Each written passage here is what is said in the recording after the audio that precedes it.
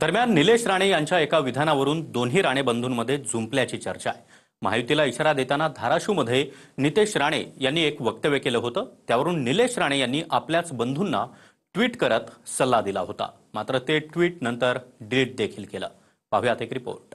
कोणी इकडे तिकडे अगर ताकद दाखवली, पण शेवटी सगळ्यांचा बाप म्हणून भारतीय जनता पक्षाचाच मुख्यमंत्री बसलाय, हे प्रत्येकाने लक्षात ठेवा। नितेश राणेंनी दिलेल्या महायुतीच्या इशाऱ्यावरून दोन्ही राणे बंधूंमध्ये जुंपल्याची चर्चा जोरात आहे। त्यामध्ये नितेश राणेंनी जपून बोलावं असा सल्ला देणारं ट्विट मोठे बंधू निलेश राणेंनी डिलीट केल्यानंतर या चर्चेमध्ये अजूनच भर पडली आहे। पण कितीही ताकद दाखवली तरी सगळ्यांचा बाप म्हणूनच भाजपचाच मुख्यमंत्री बसला आहे हे लक्षात ठेवा, असं विधान निधीच्या वादावरून नितेश राणेंनी केलं होतं। त्यावर नितेश राणेंनी जपून बोलावं, आपण महायुतीमध्ये आहोत हे विसरू नये असा सल्ला मोठे भाऊ निलेश राणे यांनी दिला। त्याला उत्तर देताना निलेशजी तुम्ही टॅक्स फ्री आहात असं उत्तर नितेश राणे यांनी दिल्यामुळे हा वाद आणखी वाढला होता। दुसऱ्या दिवशी निलेश राणेंनी ट्विट डिलीट करून या वादावर पडदा टाकण्याचा प्रयत्न केला। मात्र हिंदुत्ववादाचा प्रचार करणाऱ्या नितेश राणेंना दादा गटाच्या मिटकरींनी राम आणि भरताचं उदाहरण दिलं।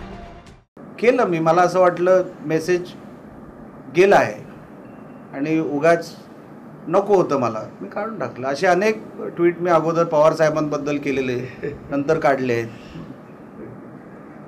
अगोदर इवन उबाटावर केलेले नंतर काढलेले आहेत। स्वतः नितेश राणे हे मंत्री आहेत, त्यात ते हिंदू धर्म रक्षक म्हणून आता त्यांचा चेहरा महाराष्ट्रभर प्रसिद्ध आहे आणि हिंदू धर्मामध्ये रामाला आपण सर्वश्रेष्ठ मानतो आणि राम आणि भरत हे भावाचं नातं किती ग्रेट होतं हा एक संस्कार या देशात रुजलेला आहे। रामायणाचा हा एक जो पाठ आहे तो तितकाच एक अंगीकारला पाहिजे की भावानी दिलेला सल्ला हा हिंदू धर्मामध्ये सर्वोच्च मानला जातो वडिलांनी दिलेल्या सल्ल्यानंतर। राजकारणामुळे घरामध्ये वाद निर्माण होऊ नये, हा वैचारिक वाद असू शकेल।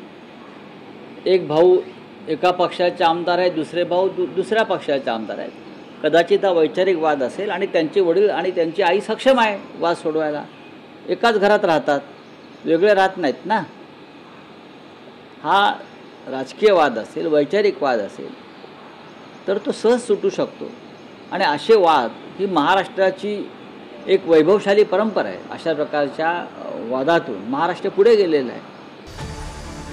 दुसरीकडे नितेश राणेंच्या विधानावर उत्तर देताना महाराष्ट्राची जनता हीच महाराष्ट्राचा बाप आहे असं शिंदेचे आमदार शहाजी पाटील यांनी म्हटलं आणि फडणवीस दादा शिंदेंना राम, लक्ष्मण आणि भरत यांची उपमा दिली। कोणी इकडे तिकडे अगर ताकद दाखवली, पण शेवटी सगळ्यांचा बाप म्हणून भारतीय जनता पक्षाचाच मुख्यमंत्री बसलाय, हे प्रत्येकाने लक्षात ठेवा। म्हणून किती इकडे तिकडे मिळून दे, 4 दिवसाची चांदणी आहे, कळेल हळू टप्प्याटप्प्याने काय होणार आहे। फडणवीस साहेब, शिंदे साहेब, अजित दादा हे राम, लक्ष्मण, भरत अशा जो भावाभावासारख्या जोड्या आहेत त्या महाराष्ट्राचा बाप एकच आहे, ती महाराष्ट्राची जनता आहे। मात्र ठाकरे आणि पवार यांच्या एकत्रीकरणाच्या चर्चांवर एकाच वेळी 2 वेगवेगळे युक्तिवाद शिंदेचे आमदार शहाजी बापू पाटील यांनी मांडले। राज ठाकरे हिंदुत्ववादी आहेत आणि उद्धव ठाकरेंनी काँग्रेस राष्ट्रवादी सोबत जाऊन हिंदुत्व सोडल्यानं ते एकत्र आले तरी फायदा होणार नाही असं शहाजी बापू पाटील यांनी म्हटले। दुसरीकडे ज्या काँग्रेस राष्ट्रवादीमुळे ठाकरेंनी हिंदुत्व सोडल्याचा आरोप आहे ते सुप्रिया सुळे आणि अजित पवार एकत्र आल्यास मोदी सरकारमध्ये सुळेंनी मंत्री व्हावं ही आमची आधीपासूनची इच्छा असल्याचं शहाजी बापू पाटील यांनी म्हटले। राजकारणाच्या ही दोघंही सध्याच्या काळात मूर्त्या नावत बसलेल्या आहेत। ती कोण ह्या नावातनं त्यात गेला आणि त्या नावातनं ह्यात गेला तरी नावा बोडायच्या काही थांबणार नाही, त्यांचं राजकीय उत्थान अजिबात होणार नाही। अजितदादा, सुप्रिया सुळेताईंनी एकत्र यावं आणि या देशाच्या चाललेल्या गतिमान प्रगतीच्या राजकारणात मोदी साहेबांच्या मंत्रिमंडळात त्यांनी कॅबिनेट मंत्री म्हणून देशाला त्यांची चांगली सेवा द्यावी ही आमची मुळात पहिल्यापासून धारणा आहे, भावना आहे। रवी लवेकर, TV9 मराठी, पंढरपूर, सोलापूर।